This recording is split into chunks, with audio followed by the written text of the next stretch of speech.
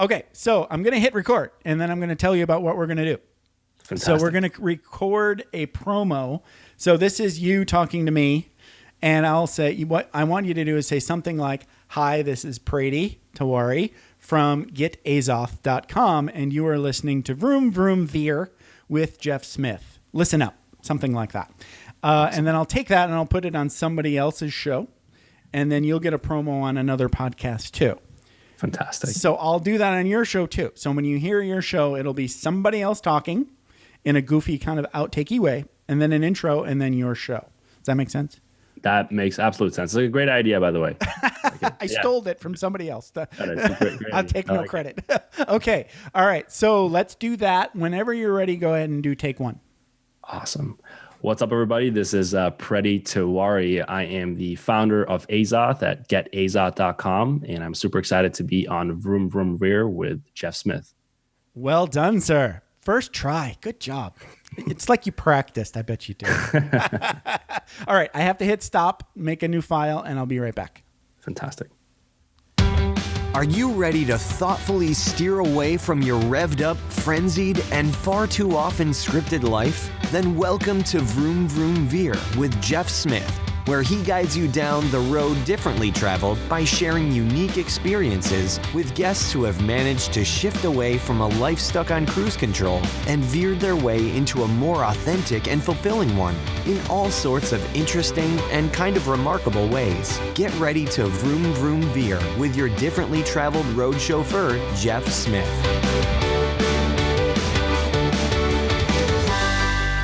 Jessica Zimmerman, thank you so much for being on Vroom Vroom Veer, and welcome to the show. How is it going with you today?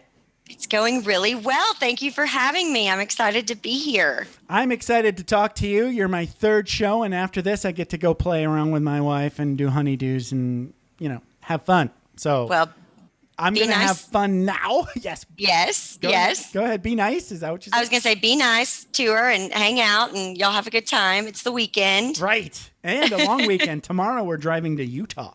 Oh, nice. Nice. Some hiking and, get out of town. So. Oh my gosh, that'll be beautiful. That'll be awesome. So before we get into the story of Jessica Zimmerman's superhero origin story, talk a little bit briefly about what you've got going on at ZimmermanEvents.com today that you're most excited about. Well, right now we are gearing up for our big launch that we do once a year for my program. It's called The Business Behind the Blooms. Basically, it is my entire business model, and it kind of tells every single system and everything that you need to know in order to have a successful wedding business. And wow. I think that's one of the things that I found when I was so in the wedding business was there was no roadmap or guideline. And so by figuring that out and sharing that with other people, I've really begun to help this industry make money, which I'm proud of. Like and that. A lot That's of people good. in the wedding industry are women who are moms, which I am as well. I have a 5-year-old daughter and 3-year-old twin boys. And so my life is very full. Yeah. And my biggest passion is to help them get their business where it needs to be, where it can run, where inquiries can just come in their mailbox and they get to be in control of their business and decide who they work with. So then they can have a life outside of their business instead of just being on a hamster wheel and working all the time. Because I don't think anyone looks back on their life on their deathbed and regrets spending time with their family. Wish I would have worked more is never on any gravestone. Exactly. Yes. So that is coming out soon, and we only open it once a year. And so I'm really, really excited about this launch. Yeah, for sure. That has got to be invaluable because the last chat I had was another entrepreneur, and we both agreed that ideas are a dime a dozen and are probably worthless, right? An idea is not the thing. Right. But what you're selling here in your offer is an execution that makes money. Absolutely. And it makes them money. And that makes me so happy. Right. When I get testimonies back that say, oh my goodness, just 2 days after finishing your program, I've booked the biggest wedding I've ever booked, and it paid for the course itself within 2 days. Those kinds of things just make me so happy, because that means that they are closer to figuring it all out and Right. closer to being able to spend more time with their family. So, Right. yeah. Amen. Yeah, so that's all gotta at be very thebusinessbehindtheblooms.com. So if anybody needs more info on that, that's where you go. Perfect. Okay, so this is Vroom Vroom Veer, so that you know what that means, that we have to make this into a bit of a therapy session. So, Absolutely. Gird your loins. Let's do it. Okay, so I know you're in Little Rock, Arkansas now, but is that where you grew up? I was born and raised in Conway, Arkansas, and I basically couldn't wait to get out. I ended up going to the University of Arkansas for college, met my husband, and we ended up coming back to Conway, which, to be honest, I've always kind of felt a little bit of a little bit of a failure. Like, I didn't do it. I didn't get out. You didn't The truth escape, is, huh? I didn't escape. Yes.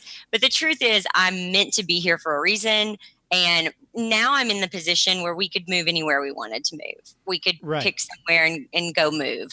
And I pretty have to look amazing, at though. it at a year at a time. And in November of last year, I took a trip by myself for just a weekend to Charleston, South Carolina, just to think and to really think about 2019 and what we want that to look like for our family. And I was riding a bike and going to get really amazing fried chicken somewhere. Ooh. And Sounds good. it was wonderful. And I just had to get away from the noise to kind of hear myself think. And I got in tune with myself, and I realized, okay, no, you're supposed to be here another year. And I think that we will be here a few more years. I don't know if we'll be here forever. I do think at some point we will try something else, or we may take a year and travel, or I'm not really sure what that looks like. And I can't get too bogged down on that. I just have to look at it at a year at a time. And I know that this year we are meant to be here, and that's where we are. And we'll worry about next year. Amen. Yeah. I'm all about the value of travel, so Yes. and you don't have to move to get that value. Right. What's interesting is when we first got married, which this has always been my biggest passion, has been travel. And my husband made a really good point. He said, if we were to live anywhere else, we probably wouldn't be able to travel the way you want to travel, or the way we want to travel. Right. He said, but living here, the cost of living is so good. Right. We really can travel. I mean, I think I was gone 19 times last year to beautiful different places. Yeah. I mean, a lot of that was for work, but a lot of it was for pleasure as well. And so he's right. We wouldn't be able to do that if we lived in a high cost city. You're right. Cities are expensive, Absolutely. And now I found myself, we lived in Los Angeles for too long, like 13 years or something. But I love Los Angeles. I do too, but I've got this new saying. I love Los Angeles. I love California. I just don't want my tax home to be there because that's too damn expensive. I can understand that. Amen, right? Okay. Amen. So you grew up in the Little Rock. You're about, what did you say, like an hour north of Little Rock? I live 20 minutes north of Little Rock in a town called Conway. That's essentially in Little Rock to me. I mean, if you're only 20 minutes away, sure. Are there like I know it's different because you live there, but what's in between Conway and Little Rock? Is it just urban sprawl, or is it like woods? There's a town called Maumelle, which is up and coming. I guess that's the way to say it. But they've got a lot of distribution centers, and there's more and more neighborhoods that are being built out there. And I would say for a long time there wasn't much between Conway and Little Rock, but now there's kind of a halfway point of that town. And I grew up in very, very small town, Super Boonies, Michigan. Oh, gotcha. So once you get to like where I grew up, it's called Menominee, Michigan. Okay. Yes. It is about 50 miles north of Green Bay, Wisconsin. Okay. So I was just in Green Bay. Yeah. Okay. most people think Green Bay is like, podunk little city, and Sure. kind of is, I think its population is somewhere like around 100,000 people. Sure.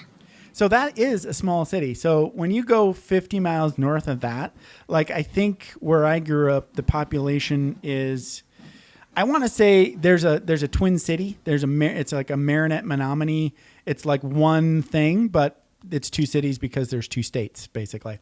But the combined population is about 25,000, 24,000 people. So that's tiny. It's pretty small. I mean, it's not tiny. There's smaller burgs. So if you go north of Menominee, it's basically you're just going deeper into the woods. Right. I gotcha. Right. Well, That's why I asked that question. Conway's about 60,000 people. Oh, see, so that's bigger than Menominee and Marinette combined. Yes. So there you go. There you go. You thought you were from the boonies. I got you beat. You do. You have me beat. They've done an amazing job. I mean, the people, the chamber and the president here and everyone here has done a really great job of building this town up and I don't know, bringing people in. They've done a really tremendous job with it, especially in the past few years. So. Okay, so what were you like, say like in high school? Were you like the princess? Or were you like... No. Okay. Oh, good. I like that no. That was a very telling no. I mean, I wouldn't say I was a princess by any stretch of the imagination. I had an interesting childhood in the sense that I know you asked about high school, but... Go for it. But my sister died when I was young. Oh, and I was 3, she was 8.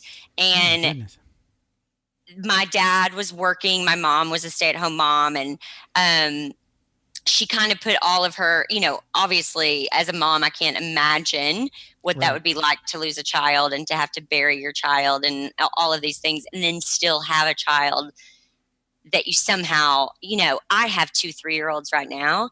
They're a lot. They are a lot. Yeah. I can't imagine how you grieve and you also take care of a 3-year-old. I don't really know how that works, but that's trauma.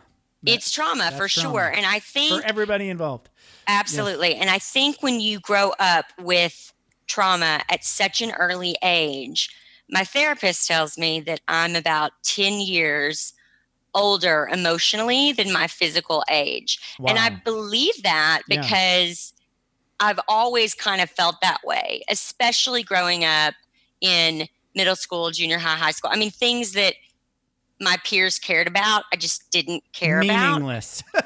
Right? Meaningless, yes. And I think when death is so apparent and the fact that life is short is so real for you. It sort of cuts away the BS, right? It does. And I think I just kind of did what I needed to do to get through school. I'm lucky that I had 4 really, really, really amazing friends who also kind of had the same values as I did and everything. And so we had this group.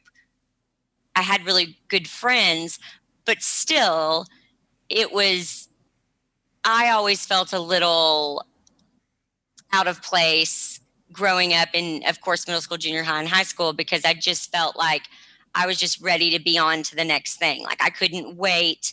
I never even wanted to go to college. I went to college because that's what you do. That's what you did. Right. And my opinion on that's very different now. We don't have to go into that, but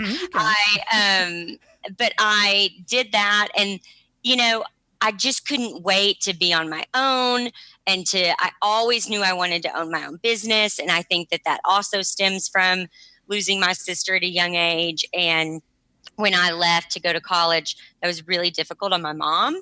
And, she had kind of put all of her energy into me and you became kind of like part of her support system. Yeah. And then I very much so. Yeah. And I mean, I also grew up a lot very early because of that. I mean, oftentimes kind of there was a bit of a role reversal there, I would say. Oh, yeah. But when I went to college, that was hard on her. I mean, and it's hard on you too. It wasn't hard on me. I was so ready. I remember driving and listening to the Dixie Chicks Wide Open Spaces and thinking, I'm never coming back here. I'm escaping ever. finally. I'm getting out of here. And hear me say, I have excellent parents and in many ways a very charmed childhood. But I think emotionally, I was very, very alone in the sense that, you know, I don't think anyone really looks at a 3-year-old and thinks, oh, they're going to deal with this their whole life. I think you automatically go, oh, the parents lost a child. That's going to be so hard for them. I don't think anyone really takes the time or really thinks that this is going to be a lifelong journey and battle emotionally for this 3-year-old. I'm trying to imagine what that was like for 3-year-old Jessica. Mm-hmm. And then what it was like for kindergarten Jessica. Yeah. And then what it was like for middle school. I mean, every step of the way. Every step of the way. You cannot become, you know, your sister's sister. You know, right? Right. Well, I mean, in every stage of life, I just felt misunderstood. I mean, people would say, oh, there's Jessica. She's an only child. No, I'm not. I'm a second born child. But you don't always want to like go into the explanation of that. And, you know, I just would often feel misunderstood and everything. Yeah. It just becomes such a big part of your identity story that you just want that not to be you, right? To 100%. Well, for me, I mean, it has made me who I am. Right. And it's almost something that no one sees because no one that I know or that besides my 2 parents have met her that are in my life. You know what I mean? Now. And so it's like, I don't know. It's an interesting thing to have an event in your life be so defining. Yeah. But I do believe that it did make me emotionally older right away. Stronger. And there's been so many things that when you can look back at the path of your life, I always use this analogy of like, there's a windy path, right? Made of like these square stepping stones. And the one that we're standing on is lit up and all of the ones behind us are lit up, but all the ones in front of us are not. So all the ones in front of us are dark. And when we look back and we see it all lit up, we go, okay, I get it. Like I kind of can see how this path has led me here or why the events in my life have led me here. But you know, when you're looking at the darkness, you don't really get it. You don't understand it. And I think, you know, she will be someone that I miss every day, that I think about every day, and which is hard for people to understand that a 3-year-old could have such a grasp on someone. But I look at my 3-year-old sons and their relationship with their sister. Right. And I think there's no way they wouldn't be affected for the rest of their life if something happened to her. There's just no way. And I think oftentimes people excuse children and their feelings. And we are 100% molded by what happens in our childhood. Totally. So yeah, I've had like so many, a couple people that work in like child psychology and then also like the neuroscience of growing up, right? Mm-hmm. So like your child brain sort of locks in the state like twice, like once when you're 5 or 6, it sort of like develops with, you know, like this is you very strongly identity become, and you are still in it. So, you know, both of your lock-in points, the second one comes in puberty, you get another lock-in point. But basically, you were PTSD in both of your lock-in points. Sure. I say that with a laugh because I don't want to make it sound light. I'm not making light of it. It's just no. I know you are not. My goodness! It's that. How do you walk? How do you get up in the morning? I don't get it. So you know, good on your therapist to get you through that. Oh, he's been amazing. And, every Tuesday. and your support system around you. Yes, they've been great. But yeah, I think I just always wanted to do my own thing. I wanted to be a good mom one day. And so I never liked people putting me in a box. I never liked being told it's time to learn and here's what you have to learn. And then I'm going to test you on what you learned. Okay. I think if I had gone through life a little bit more really studying things that I was fully interested in, my gosh, how much life different would be. I mean, I'm sure that's the case for everybody. My husband, on the other hand, is like the most excellent student in the world. Give him any subject, he's going to ace it and do amazing with. And I am just not that way. Like, I'm pretty sure I paid someone to like take one of my finals in college. I'm pretty sure. You know, allegedly. Allegedly, yes. Allegedly. That may or may not have happened. That may or may not have happened. But I can't, the details are fuzzy. Yes. But I can neither confirm I just nor deny. didn't care. You know, I'm just like, I don't care. I just I'm want never to going get to this use BS over with. Get me out of here so I can start my life. And that is really how I felt in junior high, in high school, and in college. So there was I knew that if I could just get out on my own, that I would be good. I just had to get there. Yes. And there was a lot of waiting and angst about that. So talk a little bit about, so you say you have your wide open spaces moment. Yes. Going to college. Okay. So yes. How do you end up with this kind of mindset going back home? That doesn't jive yet, because it seems like you would have been like in Japan or somewhere further away.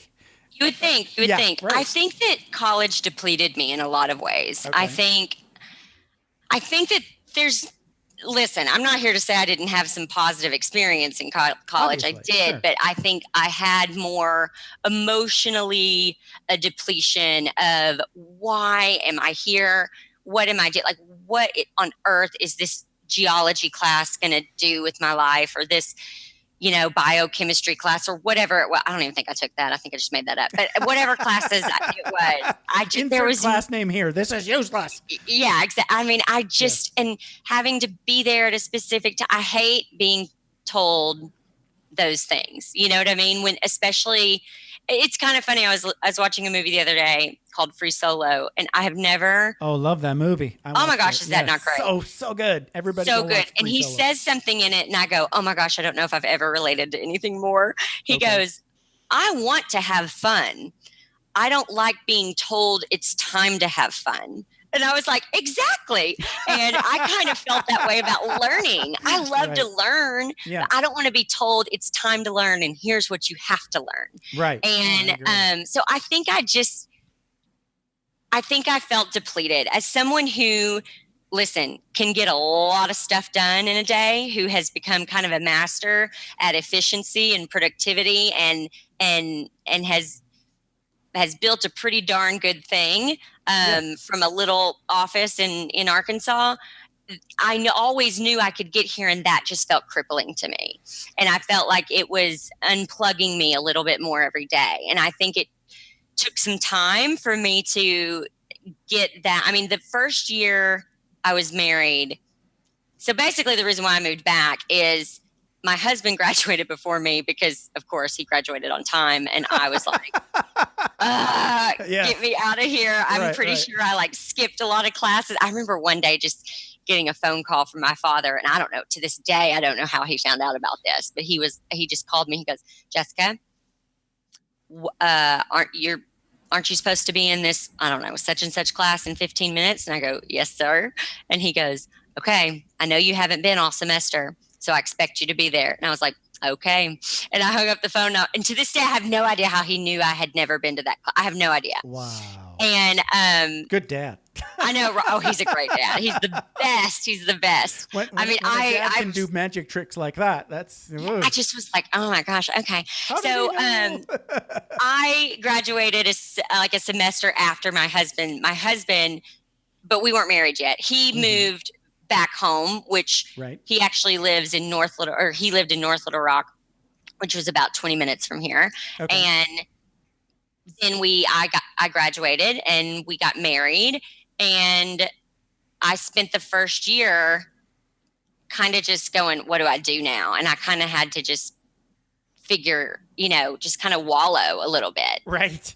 I always kinda knew. like you're recovering from college. Kind of, honestly. And I think a lot of people didn't understand that. I think my parents were like, okay, we don't really know what to do. We just paid for like 5 years of college and she's not doing anything, and I think my brand new in-laws were probably like, oh dear, who'd you just marry? She's sitting on the couch every day. And, which are valid feelings, but I needed to kind of get my head right and get my headspace because I just felt so drained that I needed to get myself confident again to go out there and do something. So what was that trigger event? You said you took like about a year. Oh, and the other question I had that I'm curious about was, so you said you were having therapy from childhood, sounds like. No. No? Oh, okay. So give us the lowdown on the therapy story. So my first therapy session was like a free one, and call it like the person there that you book. That counts. And that was my sophomore year, and I think that's the one and only time I ever did that. Okay. But it was almost 2 years ago. I woke up having almost like I felt like my heart was coming out of my chest. And the Tony Soprano panic attack. Oh, it was bad. I like drove myself to the emergency room because I had 3 babies. I didn't feel like there was enough time to get everyone in the car. So I just told Brian, I woke him up and I said, I'm going to the emergency room. Something's wrong. And I drove myself. And basically what they figured out, which I would not say I'm a stressed person by any stretch of the imagination. And what they found out is that I was stressed, but my brain doesn't view it that way. I just kind of see something and I go, oh, okay, well, how do we fix that? Okay, there's the problem. How do we answer it? I'm just kind of a problem solver. And I don't sit in things. I don't think about it too hard. Let's just fix it and move on. Right. But apparently, and we'll probably talk about this a little later, I was stressed and there's good reason for it. Right. But my doctor basically said, well, we can put you on some medicine or we could send you to therapy. And I said, wait a minute, you're going to send me to therapy and my insurance is going to pay for it? And he was like, yeah. And I said, I choose that one. And so, wow, that's great. So for 2 years, I have seen my therapist every Tuesday if I haven't been traveling for something. And it has been instrumental in just understanding why I think the way I think, or why I sometimes feel like an outsider, or just in I think the best education you can give yourself is to educate yourself about yourself. Yes, about you. About yourself, to educate yourself about yourself. It's really fascinating. To get to know yourself. Yes. Yeah, absolutely. Yes. So I'm gonna do this on the second show in a row now and plug. I think mental health should be an annual visit, maybe semi-annual visit for everybody. 100%. For everybody, and no stigmas at all. No, none. You should check in on it just like you check in with your doctor for you get blood work done every year. Whatever, you should have a check-in. Absolutely. Amen. So let's do that. Okay, let's do it. Okay, so where were we in the story? I forgot. Oh no, it's my job to keep track. Okay, so you were stressed out. You had a panic attack, and you went and got 2 years of therapy. Okay, continue. Yes, which brings us to the present. But now then, I had done the year of just kind of wallowing, and then I thought, okay, I know I want to own my own business, and I need to figure out what that is, because Lord knows I didn't learn any of that in college or in high school it baffles me that we don't learn real things like worldly. That's the best line I've ever heard. It baffles me we don't learn real things. Why do we not learn about mortgages and interest rates and retirement funds? Or I did a class. No, I didn't do a class. I was doing IT work in a school district in LA, Inglewood, okay? Mm-hmm. And so I was just sort of working on the computers in the background when one of these classes was going on. Mm-hmm. And they were talking about, that kind of stuff, like mortgages and bank loans and this and that, right? These things that people need to know. That's awesome. Well, okay, yes, but it's totally at the wrong time. They were talking to probably either juniors or seniors who could give two shits about what the guy's talking about. Right. Right. They were totally tuned out. They were Right. listening. The ones that wanted to pass the test were taking notes so they could pass the test. Right. But it's a disconnect there that, like, it doesn't feel real. Sure. At least in that scenario. So Sure. I agree that needs to be transmitted, but the how of it gets lost on me. I don't know how you make that relevant to. I guess you have to make them like start doing it, right? You've got a teenager that should Absolutely. be a parent responsibility. Here, I'm giving you a mortgage for your bike. Oh my gosh. My 5-year-old daughter, every time, so she has 3 jars. One of them says give, one of them says save, and one of them says spend. And we don't call them chores, we call it work. Good. And we say, when you do your work, you get paid.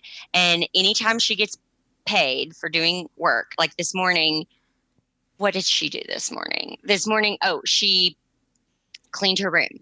So she said, Mama, cleaned my room. I got my work done. I need to get paid. And I was like, great. So I give her 10. And how old is she? 5? Is that She's 5. 8 or She's 5? 5. Okay. Yes. Which, I didn't by know the way, I need to get paid. one day she said to me, Mom, one of my work jobs is harder than all the other ones. And I said, which one? She said, cleaning the playroom. And I said, well, you should negotiate for a higher pay for that particular job. I mean, I just try to teach them real things. But anyway, yeah, so that's she good. comes to me. That's awesome. Says, Did she negotiate? Yeah, she did. So she gets $2 for that one. Awesome. But she got $1 and I give it to her in 10 dimes. Okay. And she knows that, and I do dimes because I want her to see, I have taught her, she knows every time she sees $1 that 10% goes to give, 20% goes in save, and 70% goes in spend. However, if she chooses to put more in save, I will match it. And I always say at the end, I go, if you choose to put more in save, I'll match it. And what do we never say no to? She says, free money.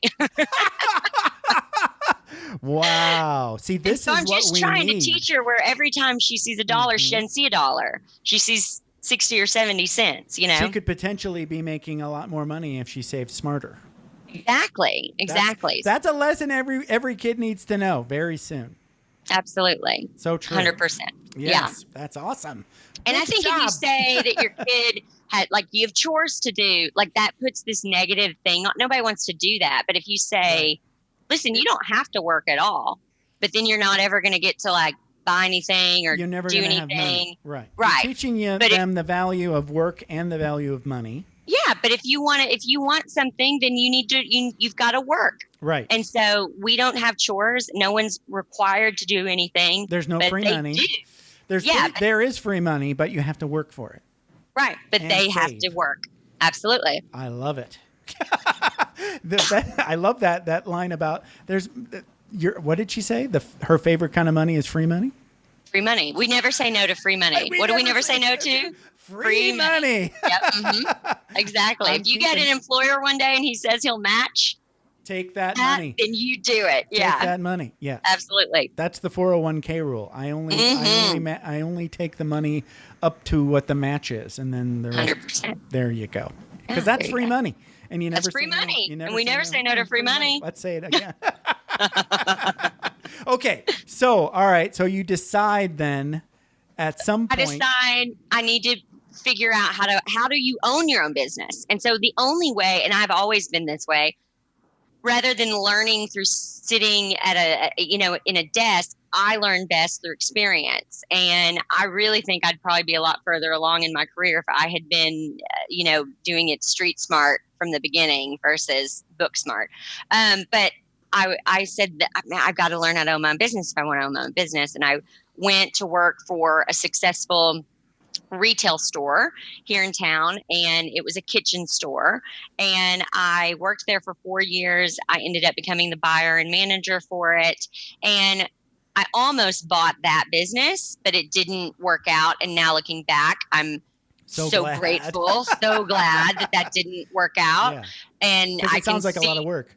Yes, so much work, so much work. Oh goodness, so much. Right. But I learned everything I could. And then when I had kind of done everything that I could there, I left. And I say probably 5-6 days later, I was at a Christmas party and a lady came up to me and she said, "Hey, I know you'll probably never leave the kitchen store because you're so good there, but if you ever wanted to, I'd love for you to buy my business from me." And I was like, what? Which this is just Where did such that a come beautiful example of you cannot open the next door until you close the door. And I find this, and I teach this all the time. I envision 2 doors and you're almost in this tiny, like little tiny square hallway. Okay. And there's a door behind you and there's a door in front of you.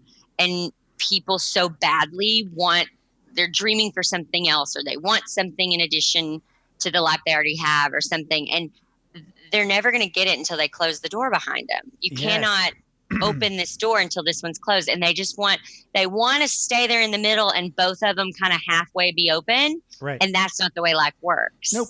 And so when I finally closed that chapter at the kitchen store, that's when looking back at my life so far, this has been a pattern. Once I finally release something, that is very quickly something else comes in. So I bought that. And I went to work for her for a year, and then I bought that business, and it was called A Southern Tradition, and it was an event rental business. And I bought it. I probably made every mistake I could in those first 4 years. And here's what I think is really interesting about this, and this is why I'm so passionate about teaching other entrepreneurs about how to run a business, is because I thought I was doing everything right.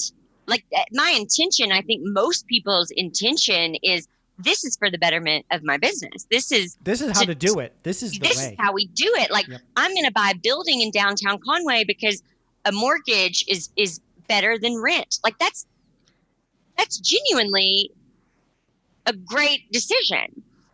But probably not if the mortgage payment is double what the rent payment was. You know what I mean? Yes, but I really thought, well, I'll struggle for a few years, but in the end, I'll be so glad that I did this. Mm-hmm. Or, man, this website hasn't been updated in, 8 years. I should update it and pay someone. I never researched or looked into like what I should pay for that or what this could cost, or can I do this myself? I just found the first person and paid what they told me, and there you go. And I thought I was doing the right thing. We now have Facebook and all these things, and this business isn't there. Well, that's great that I did all these things, but the problem is we grew too fast.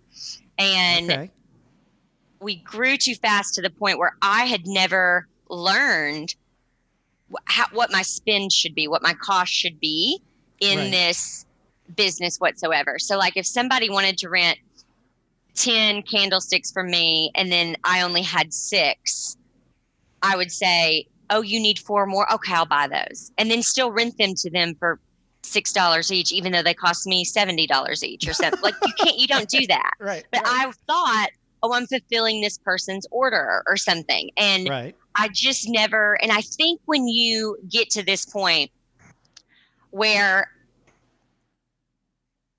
you're doing everything, like you're just on a hamster wheel, there's no time to stop and think. And so you just keep doing and keep doing. You're working in the business and not on the business. Yes, 100%. And so we might have been bringing in $30,000 a month, but we were spending $30,000 a month. And then it got to a point where we were spending, $31,000 a month. Yikes. And, and so, I mean, I almost, and at this time, I genuinely just thought, this was always in my head.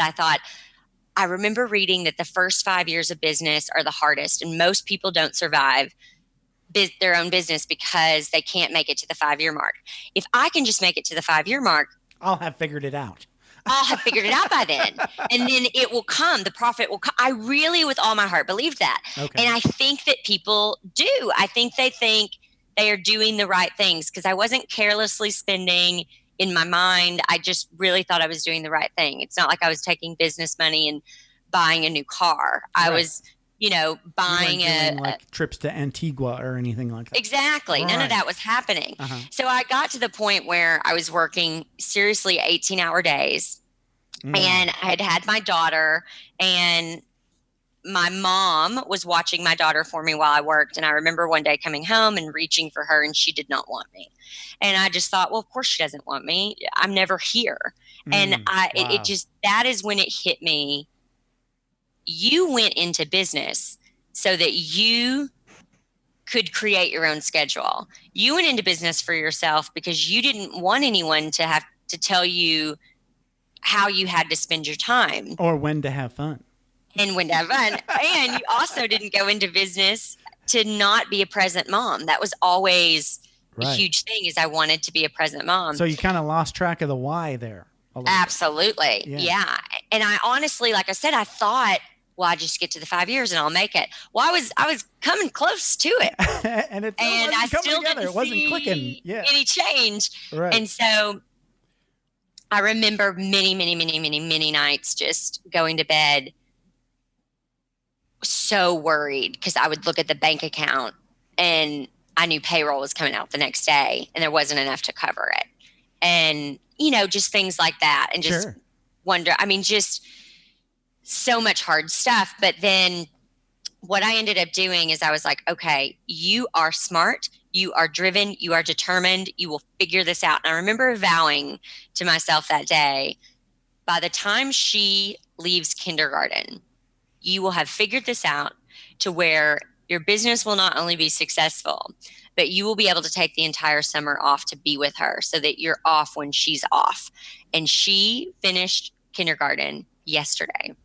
I am taking the entire summer off with her. Yay! And so it is totally possible. But I basically went to the bank, which they had, by the grace of God, this man listened to me. They had zero reason to even take a meeting with me. Right. But I said, because my numbers weren't great. They weren't great. But I said, listen, here's what I want to do. I know I can do this. And I think really I'm just a good salesman. Okay, good. And so somehow I sold them on this, but they gave me $100,000 loan. Oh, wow. And what I did with that is I figured out that I could basically step away from my business for 4 months. Okay. And I could still pay the staff, and I could pay the mortgage and all that stuff. And then I would take the rest of the money and get as much education as I could through workshops and mentors and books and classes and consultants and all of these things. Right. And I did that. And it was so, the things that I learned aren't hard. I'm not saying that they're super, super easy, but they're simple. It's simple, like just things like, in the state of Arkansas, when you have a wedding and you're working with someone January through December, but their wedding isn't until December, you don't get taxed for the wedding until December. So all the payments that they've made you, January, February, March, April, May, you better have saved up the tax money that they you need to know that. And I didn't know that. Okay. And so it was just simple things which they sound so dumb now, like when you say them out loud. But like I said, when you're so in your business, you don't know. And if no one's ever taught you, it's like when you know better, you do better. I didn't know any better. And I thought I was doing everything correctly. Mm-hmm. And so, just the simplest thing from a CPA being like, hey, you need to go to the bank and you need to set up, you've got your business account, but now set up a reserve account. So every month every time you get a payment, and they just transfer the tax money over. That was the easiest thing in the world, but it was, somebody had to tell me.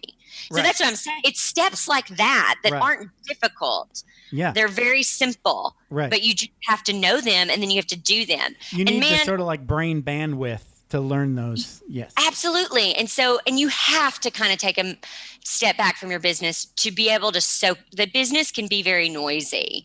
So during this time, I learned I don't really want a rental business. That's not how I want to spend my time. I don't want like a retail shop where people are walking in all day asking me for directions or if they can use my bathroom. Like that's not what I want. Right. And so I ended up saying I'm just going to do like a floral design studio and wedding planning and be by appointment only. And making some really, really good decisions about my productivity, I decided I will take my kids to school and pick them up. And that means that my workday only consists of 8 to 3. So I have to get done everything that I have to get done between those hours.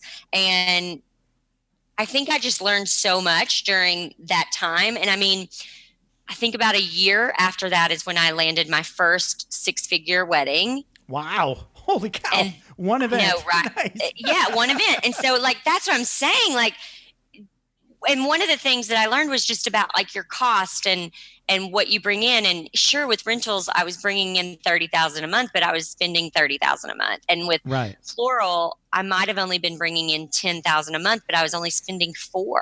Right. You know, so it's just like, what you put away that matters. Yes. I don't have to work near as hard to do this. And so I booked that 6-figure wedding, and then I had told myself, like, I want to get to a point where I only have to do 4 weddings a year and I have enough to support my family and all that. Well, in 2018, I did 4 weddings. They brought in $500,000. That's enough. Yeah. And so it's just, once you learn these things and you put them into action, it's so possible. And I hate it when people are like, oh, well, that won't work for me. Listen, I live in a small town in Arkansas. If I can do it, anyone can do it. And so it's not that difficult, but it's really about the productivity and the efficiency and learning the systems. And I actually have, for your listeners, if they want, I have that in a free download for them. It's exactly my workday and how I handle email and how I am productive during my workday and how I really get things done. But they can text VVV podcast to 44222. That's awesome. And they can grab that. And so I just think it's such a game changer that I want to give that to people. Say that again so I can write it down. I want to make sure I put that in the show notes. Sure, it's VVV podcast. Right. And then what was the number? Text 44222. 44222. That's super easy to remember. Okay. Absolutely. And so after that, I just realized, okay, I really have figured this out. People were starting to reach out to me saying, how are you doing this? Oh my goodness. And so I wrote it all down, and I kind of came from a place, honestly, at this point where I was like, why am I in the wedding business? Like, I don't even really, like, there are people in the wedding business that if you said, you're never going to do a wedding again, or you can never touch a flower again, like, they'd be like, end it now. This is my passion in life. I'm not that way. Right. I'm perfectly fine never doing one again. Okay. And so I was really in a position where I felt like I'd mastered that. And once you master something, for me, there's no more fun in continuing it. Yes. It may be time to close that other door. Yes. Right. And so that's exactly what it was. It's time to close that door and open another one. And that is when I wrote The Business Behind the Blooms. And I think what's different about it than other courses or programs that are out there in the wedding industry is that I give 100% of the answers. I think a lot of them, from what I'm told, I haven't taken any other, but from what I've been told from other students, is that other ones give them about 60% of the answers. And of course they do, because they still want to be in this business. So they're not going to tell you everything. Right. I don't care anything about being in it anymore. So I'll tell you every bit of it. Business in a box. Business in a box. So so that is thebusinessbehindtheblooms.com that you can get information about that. That's amazing. That's awesome. And I love the journey too, because, very honest, and then you found the light at the end of the tunnel through, I like that. Yes. You convinced the bank, hey, I just need a little bit of time to figure all this shit out. Absolutely. Absolutely. So you bought some oxygen for yourself. Yes, you have to. That's amazing. It's a great story. I love it. So thank you. So, okay, you've got Business Behind the Blooms, right? Yes. So, and then we've got the text 44222 and send VVV podcast to get a free download, which sounds amazing. Okay. What else do we need to wrap up with here?